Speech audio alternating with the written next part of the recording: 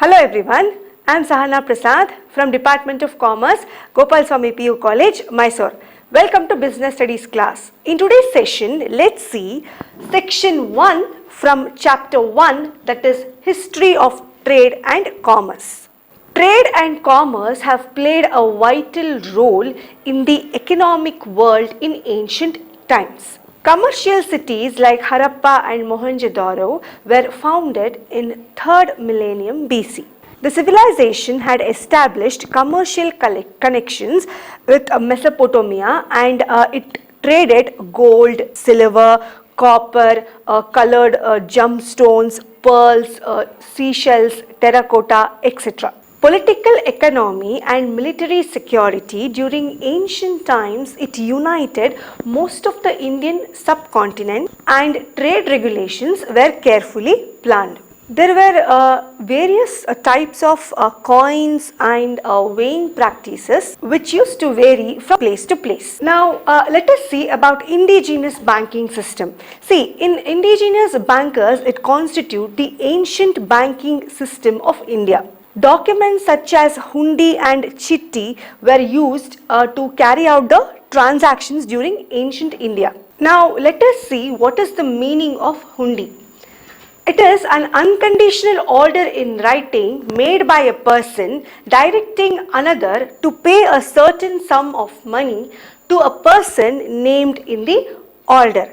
So hundi is a word which came from Sanskrit. It is a Sanskrit word which is derived from a Sanskrit word, that is hund, which means to collect. Hundi was very popular among merchants and traders and bankers during ancient India. To make you understand this, let me give you an example.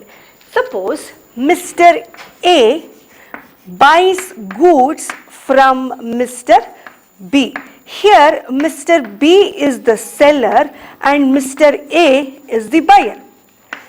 If Mr. A buys goods from Mr. B worth rupees 10,000, so 10,000 must be paid to Mr. B by A. See, hundi comes into picture when goods are sold on credit basis, not on cash basis. Cash basis ಅಂದ್ರೆ ನಾವು ಏನಾದರೂ ಒಂದು goods purchase ಮಾಡಿದಾಗ ನಾವು ದುಡ್ಡನ್ನ ಕೊಟ್ಟು ಗೂಡ್ಸ್ನ immediate ಆಗಿ ದುಡ್ಡನ್ನ ಕೊಟ್ಬಿಟ್ಟು ಗೂಡ್ಸ್ನ ಪರ್ಚೇಸ್ ಮಾಡ್ಕೊಳ್ತೀವಿ.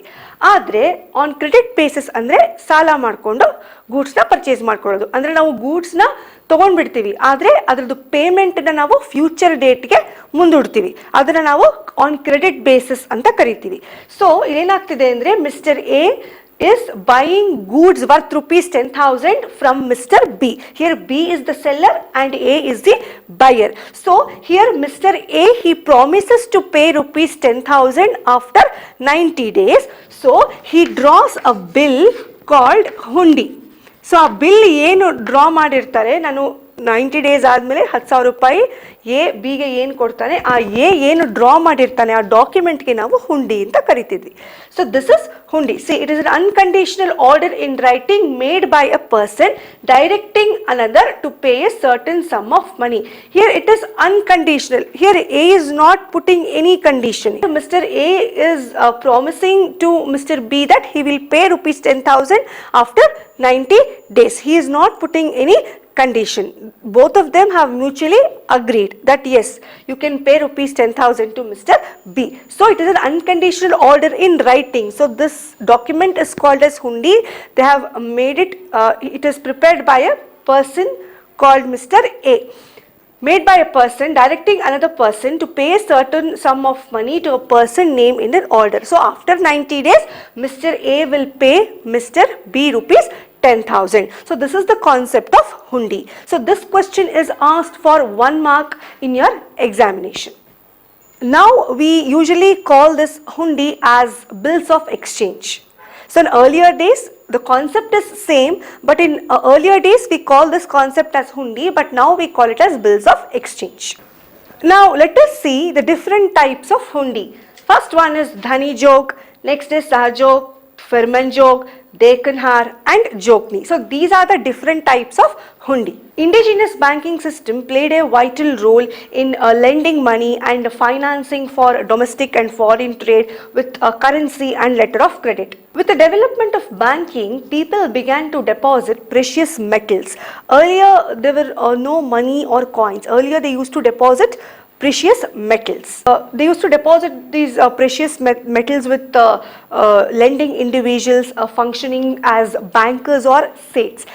ಮುಂಚೆ ಸೇಟ್ಸ್ ಅಂತ ಇರ್ತಿದ್ರು ಅಥವಾ ಬ್ಯಾಂಕರ್ಸ್ ಏನಿರ್ತಿದ್ರು ಅವ್ರ ಹತ್ರ ಇವ್ರು ಹೋಗಿ ಅವ್ರ ಪ್ರೆಷಿಯಸ್ ಮೆಟಲ್ಸ್ ಏನಿರುತ್ತೆ ಅದನ್ನ ಹೋಗಿ ಡೆಪಾಸಿಟ್ ಮಾಡ್ತಾ ಇದ್ರು. Transport by land and water was quite popular during ancient times. Trade was maintained both by land as well as by sea. Now let us see what is maritime trade.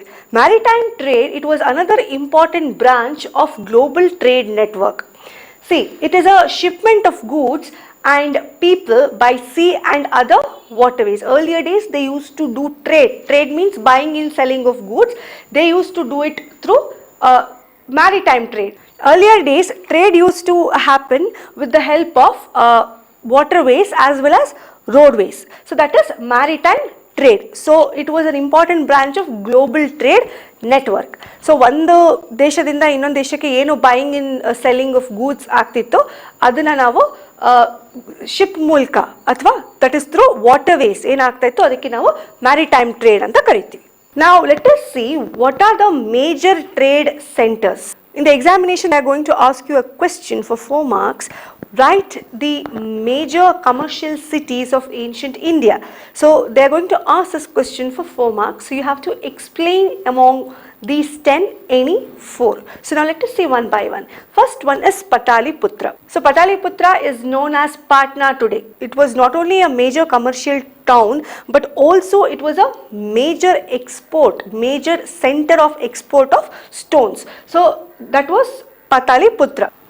Next is Peshawar. Peshawar was also one of the major trade center where they used to export wool and they used to import horses.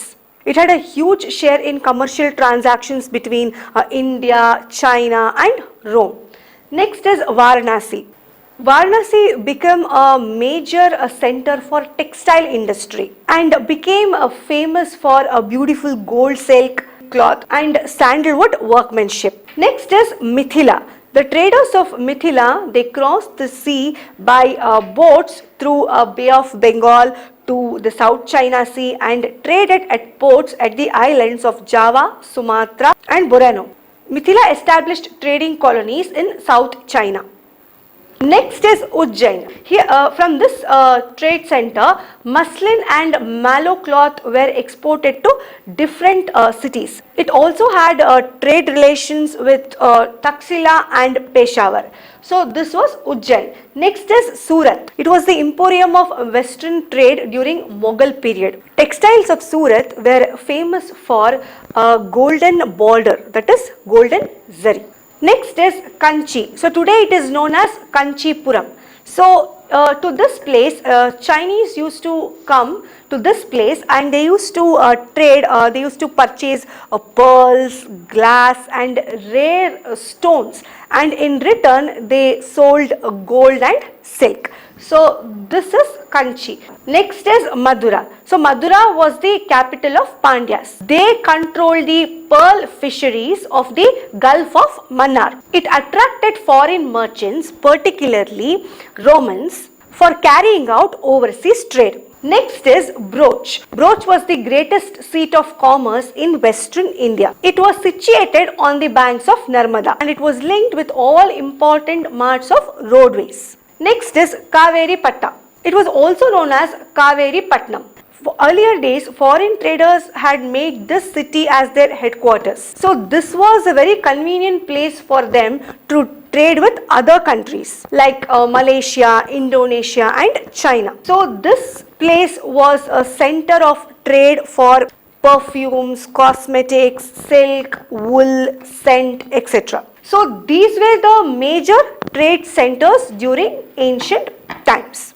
Now let us see what are the major exports and imports of ancient India. This question is asked for 2 marks in the examination. They might ask you to make a list of major exports or imports during ancient India. So now let us see. You know what is export? Export means the goods which is manufactured by our country which is sold to another country. That is export. Imports means buying goods from another country.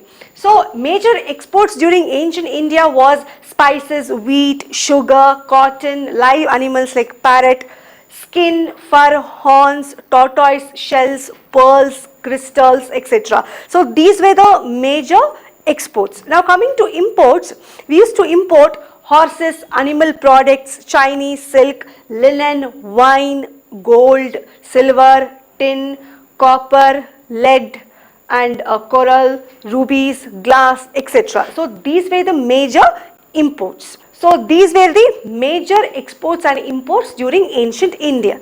So here I conclude this chapter 1, business, trade and commerce, and I hope you have understood today's session. Thank you.